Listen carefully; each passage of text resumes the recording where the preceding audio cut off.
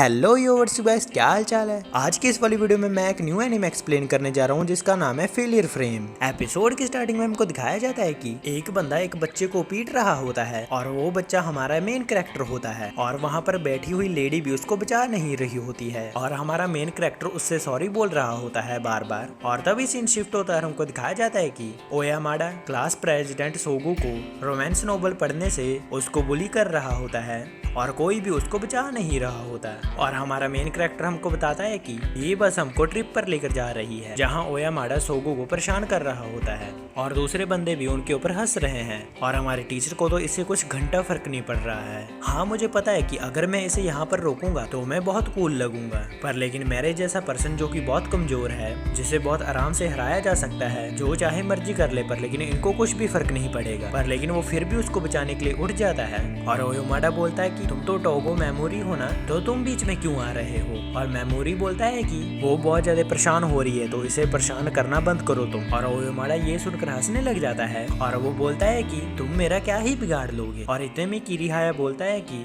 ओयामाडा उसे परेशान करना बंद करो। और ओयामाडा बोलता है कि तुम ये क्या बोल रहे हो किरीहारा, बल्कि तुम्हें तो मेरी मदद करनी चाहिए और इस मेमोरी को सबक सिखाना चाहिए। और किरीहारा बोलता है कि मैं ये बिल्कुल नहीं करूंगा क्योंकि मुझे मेमोरी में कोई भी इंटरेस्ट नहीं है और तुम्हें भी मेमोरी को इग्नोर करना चाहिए। तो चलो फिर ये सब बंद कर दो और सुगे को उसकी बुक लौटा दो। और ओयामाडा सुगो को उसकी बुक वापस कर देता है और फिर वो दूसरे बंदे यासु को तंग करने लग जाता है जो कि बहुत घबराया हुआ होता है। और टीचर उनको शांत रहने के लिए बोलता है और मेमोरी अपने मन में सोचता है कि मैंने अभी जो भी किया है शायद मेरे जैसा पर्सन ऐसा कभी नहीं कर पाता, शायद ये मेरे सपने की वजह से हुआ है। और तभी हम देखते हैं कि वो सभी लोग एक जगह पर टेलीपोर्ट हो जाते हैं अचानक से और किसी को भी समझ में नहीं आ रहा होता कि उनके साथ अभी भी क्या हुआ है। और तभी वहाँ पर एक लड़की आ जाती है और वो बोलती है कि बुराई से लड़ने वाले फाइटर्स, आप सबका यहाँ पर स्वागत है। मेरा नाम गॉडेस विसियस है। हमारा किंगडम ब्रेव वॉरियर्स को समन करती है ताकि वो ग्रेट एम्परर के साथ लड़ सकें जो कि बार बार अपीयर हो जाते हैं।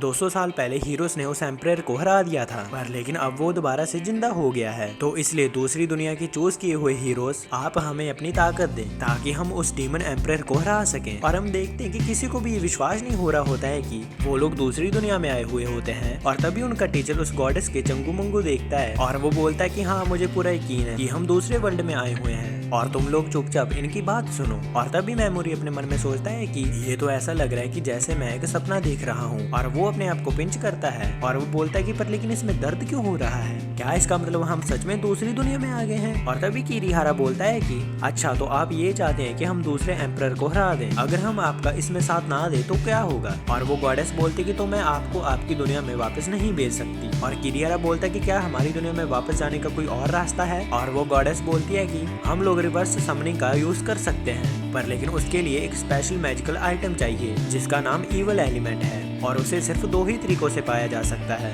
पहला तो ये है कि आप उसको डीमन एम्परर के दिल से निकाल लो या फिर डीमन एम्परर के मरने का इंतजार करो और उस एलिमेंट को इस क्रिस्टल के अंदर अब्सॉर्ब कर ले। और तभी ओयामाडा बोलता है कि लेकिन इन चीजों का हमसे क्या लेना देना है, आखिरकार हम डीमन एम्परर से क्यों लड़ेंगे। और तभी वो गॉडेस बोलती है कि मैं आपके सामने भीख मांगती हूँ, प्लीज हमारी दुनिया को बचा लीजिए। और तभी सोगो बोलती है कि हम लोग तो सिर्फ एक ह्यूमन है, मुझे नहीं लगता कि हम में से कोई आपकी मदद कर सकता है। और वो गॉडेस बोलती कि आप चिंता मत करिए, आपके पास ऐसी पावर्स हैं जो कि दूसरे ह्यूमंस के पास नहीं है। और सोगो बोलती है कि पर लेकिन हमको इसके बारे में कुछ भी नहीं पता है। और वो गॉडेस बोलती कि वो आपको अभी पता चल जाएंगी। और तभी गॉडेस अपने स्पाइयों को ऑर्डर देकर एक ह्यूमन को एक मॉन्स्टर के सामने कर देती है और वो मॉन्स्टर उस ह्यूमन को खा जाता है। और तभी वो गॉडेस उस मॉन्स्टर को भी अपने मैजिक से मार देती है। इतने में एक लड़की बोलती है कि अब मुझे समझ में आ गया है कि ये दुनिया हमारी दुनिया से बहुत अलग है, या फिर हम ये भी बोल सकते हैं कि हम लोग एक अलग प्लेनेट पर हैं। और तभी गॉडेस बोलते हैं कि चलो आइए मेरे हीरोज, अब वक्त आ चुका है कि जब आपको अपनी हिडन स्किल्स का पता चलेगा,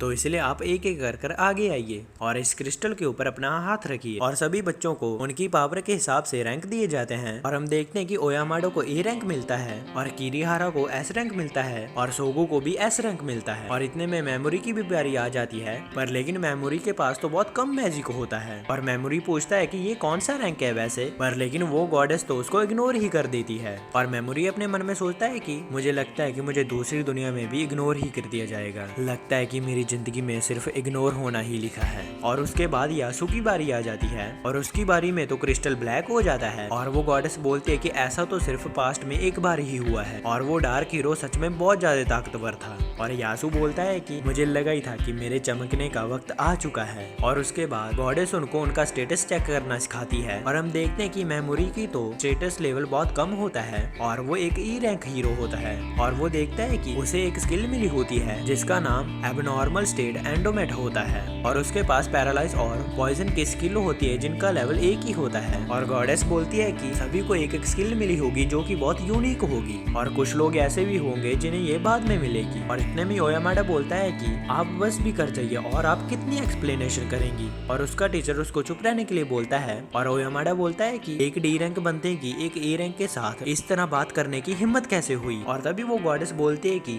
अब हम एक क्रिटिकल रिचुअल को परफॉर्म करने वाले हैं, इसलिए मेमोरी तुम यहाँ पर आ जाओ। और उसके पीछे खड़े हुए गार्ड्स मेमोरी को धक्का मारकर आगे करने लग जाते हैं। और तभी वो गॉडेस बोलते हैं कि मेमोरी तुम एक ई रैंकर हो जो कि बहुत लोएस्ट रैंक है और पास्ट में भी जिसके पास लोएस्ट रैंक होता था वो हमेशा हाई रैंक हीरोज को परेशानी में डाल देते थे। तो इसलिए ये डिसाइड हो चुका है कि लो रैंक वालों को डिस्पोज कर दिया जाए। पर लेकिन अगर हम तुमको अभी डिस्पोज कर देंगे तो सबको लगेगा कि हमने तुम्हारे साथ एक नाइंसाफी की है, तो इसलिए हम तुमको एक चांस दे रहे हैं। हम तुमको एक जगह पर टेलीपोर्ट कर देंगे और अगर तुम वहाँ से बचकर आ गए तो तुमको हम नहीं परेशान करेंगे। और मेमोरी बोलता है कि क्या वो जगह खतरनाक है और वो गॉडेस बोलती कि वो इतना ज्यादा खतरनाक है कि बहुत से हीरोज और क्रिमिनल्स जो कि बहुत ज्यादा डेंजरस होते हैं उनको वहीं पर भेजा जाता है। तो चलो मैं तुमको उस जगह का नाम बताती हूँ। उस जगह का नाम है अबैंडेड रूइंस। और तभी मेमोरी उसको अपनी यूनिक मैजिक पावर के बारे में बताता है और वो गॉडेस बोलती है कि इसका कोई फायदा नहीं है क्योंकि वो स्किल भी तुम्हारी तरह कमजोर ही होगी और उसका इफेक्ट भी कम समय तक ही टिकेगा, जिससे कि तुम वो लो लेवल डीमंस के ऊपर ही यूज कर सकते हो। जिसका मतलब ये है कि तुम्हारी वो स्किल फेलियर फ्रेम की कैटेगरी में आती है। और वैसे भी तुम एक ई रैंकर हो और तुम्हारा स्टेटस भी बहुत कमजोर है, अगर तुम लेवल अप भी करोगे तो उसका कोई भी फायदा नहीं होगा। और मेमोरी बोलता है कि पर लेकिन तुमने तो मुझे यहाँ पर मेरी बिना परमिशन के ही बुलाया है और अब तुम मुझे मारना चाहती हो। और तभी किरिहारा बोलता है कि अब बस भी कर जाओ मेमोरी, इसका कोई फायदा नहीं है। और इतने में यासू मेमोरी के पास चला जाता है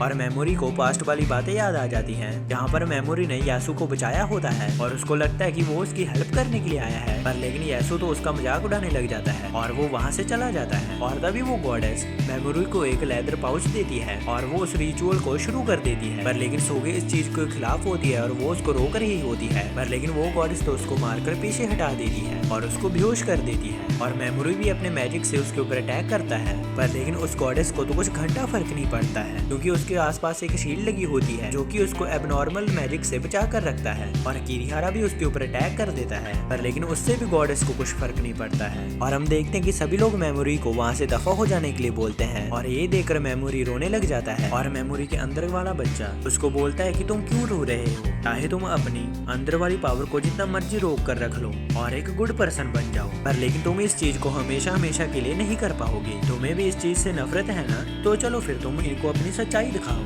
वो सच्चाई जिससे तुम सबसे छुपाते आए हो। और तभी मेमोरी बोलता है कि अगर मैं वहाँ से बचकर आ गया तो मैं तुम में से किसी को भी नहीं छोड़ूंगा। और तभी मेमोरी उस अबैंडेड रूइंस में टेलीपोर्ट हो जाता है और उस पाउच की मदद से वहाँ पर रोशनी कर लेता है और फिर वो आगे चलना शुरू कर देता है और उसको वहाँ पर हड्डियाँ दिखाई देती हैं। और ये देखकर उसको कुछ भी समझ में नहीं आ रहा होता है और इतने में एक मॉन्स्टर आकर उसके ऊपर अटैक कर देता है और मेमोरी उससे भागने लग जाता है। और वो अपने मन में सोचता है कि इसका लेवल और स्टेटस मुझसे बहुत अलग है, मुझे ऐसा फील हो रहा है कि जैसे ये मुझे मारने के लिए आ रहा है, तो इसलिए मुझे यहाँ से जल्दी भागकर जाना होगा। मैं इतना ज्यादा दुखी हूँ कि मैं अभी रोना चाहता हूँ, लेकिन ना ही मैं दुखी हूँ और ना ही खुश हूँ, मैं तो बस अभी डरा हुआ हूँ। पर लेकिन एक सेकंड, जो इमोशन मैं अभी फील कर पा रहा हूँ वो एक डर नहीं है बल्कि वो तो एक फ्रस्ट्रेशन है। लगता है कि अब मेरे मरने का वक्त आ चुका है, ना ही मेरे पास वेपन है, ना ही मेरे पास स्टेटस है और ना ही मेरे पास एक अच्छी स्किल है। पर मेमोरी बोलता है कि नहीं, अभी हार मारने का वक्त नहीं आया है और वो पैरालाइज बोलता है, जिससे कि वो मॉन्स्टर पैरालाइज हो जाता है। और मेमोरी अपने मन में सोचता है कि गॉडेस ने तो कहा था कि मेरी स्किल किसी काम की नहीं है, तो क्या ये गलती से काम कर गया। और तभी उसके पीछे से एक और मॉन्स्टर आ जाता है जो कि उसको मारने के लिए आगे बढ़ने लग जाता है और मेमोरी उसके ऊपर भी अपनी पैरालाइज स्किल को यूज करता है, जिससे कि वो मॉन्स्टर भी पैरालाइज हो जाता है। और मेमोरी बोलता है कि ये चमत्कार नहीं हो सकता है, मेरी स्किल तो सच में काम करती है। शायद ऐसा हो सकता है कि मेरी एबनॉर्मल स्टेट स्पेल इस दुनिया की बाकी स्पेल से अलग है। और फिर वो अपना स्टेटस चेक करता है, जिसमें कि उसकी मैजिक पावर सिर्फ खत्म होने वाली ही होती है। और वो उस मॉन्स्टर के ऊपर पॉइजन स्किल यूज कर लेता है और वो अपने मन में सोचता है कि आखिरकार मैं इस स्पेल को यूज कैसे कर पा रहा हूँ, क्या ये पैरालाइज स्पेल के साथ यूज होता है।